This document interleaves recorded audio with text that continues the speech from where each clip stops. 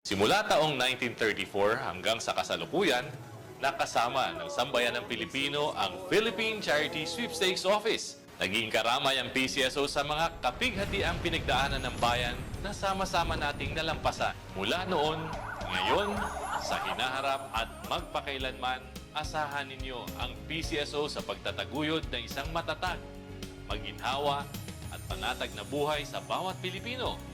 Sa maliit na halaga, hatid ay pag-asa. Panatilihing masaya ang paglilibang. Ang paglalaro sa kasino ay para sa may edad 21 pataas lamang. Magtakda ng oras at limitahan ang gastos sa paglalaro. Huwag magsugal kung nalulungkot. Huwag hayaang makasira ng buhay at pamilya. Para sa impormasyon ukol sa responsible gaming, Tumawag lamang sa hotline numbers 623-1869 at 0917-592-6618 o bisitahin ang www.casinofilipino.ph. isang mensahe mula sa PAGCOR. Keep it fun. Game responsibly.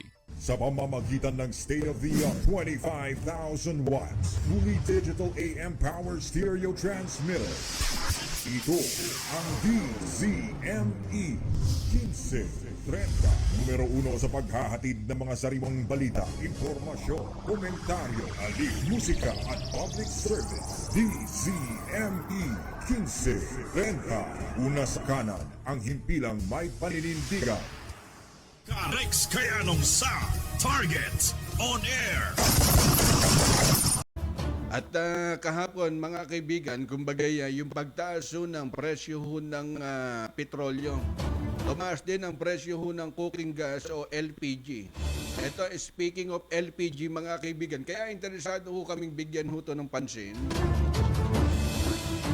Yung presidente ho ng Coastal Plain, mas kilalang si Boss Chua, at saka ito ho si Mr. Ong, ang namamahala ho dyan mga kaibigan sa Coastal Plain na yan.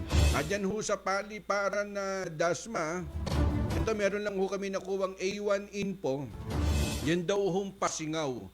Ibig sabihin, legal yung kanilang company na Coastal Plain. Ang tanong ho doon, teka kaharigse, bakit na kahit na anong klaseng LPG, gas, gasoline, abay kinakargaan ho dun sa pasingaw.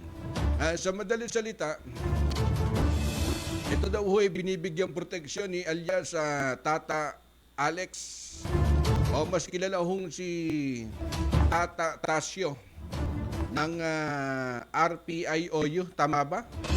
Regional Intelligence Unit 4A. Yung pasingaw ni Mr. Chua at saka ho ni Mr. Ong. Ang problema kasi dito ho kay Ronnie, si Ronnie, yan daw ho yung tao ni Mr. Ong. Ngayon, pinangangalandakan ho ni Ronnie, teka Karix, paano kaming huhulihin? Kahapon lang na andito yung pick-up po ni alias Tata Alex, o mas kilalang si Tata Asio. Nagbibigay ho kami ng protection ho dyan . Ngayon, itong si Ronnie, kinukwento doon ho sa Dasma Detachment. Meron ho tumawag ho sa amin, ang dapat tong gawin ho dito ni Tata Tasio, kumbaga isekreto ho ni Ronnie.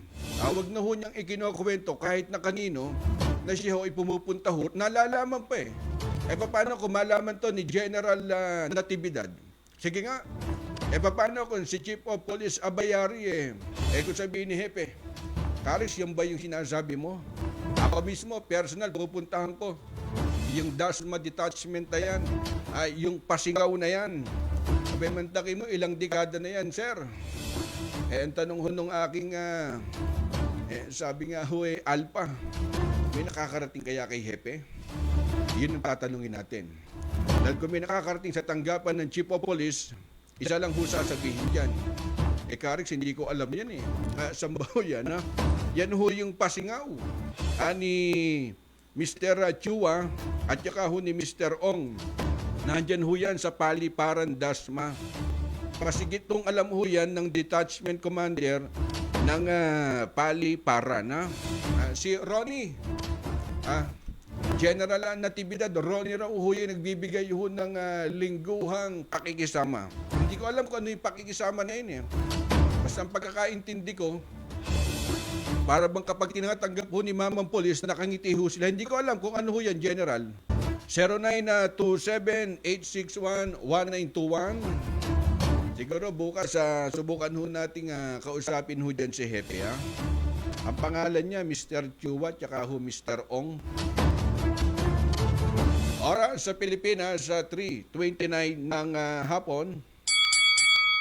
Ang oras sa sa inyo ng PCSO at PAGCOR. Simula taong 1934 hanggang sa kasalukuyan, nakasama ng sambayan ng Pilipino ang Philippine Charity Sweepstakes Office. Naging karamay ang PCSO sa mga kapighatiang pinagdaanan ng bayan na sama-sama nating nalampasan. Mula noon, ngayon, sa hinaharap at magpakailanman, asahan ninyo ang PCSO sa pagtataguyod na isang matatag, maginhawa at panatag na buhay sa bawat Pilipino. Sa maliit na halaga, hatid ay pag-asa. Panatilihing masaya ang paglilibang. Ang paglalaro sa kasino ay para sa may edad 21 pataas lamang. Magtakda ng oras at limitahan ang gastos sa paglalaro. Huwag magsugal kung nalulungkot. Huwag hayaang makasira ng buhay at pamilya. Para sa impormasyon ukol sa responsible gaming, Tumawag lamang sa hotline numbers 623-1869 at 0917-592-6618 o bisitahin ang www.casinofilipino.ph. isang mensahe mula sa PAGCOR. Keep it fun. Game responsibly.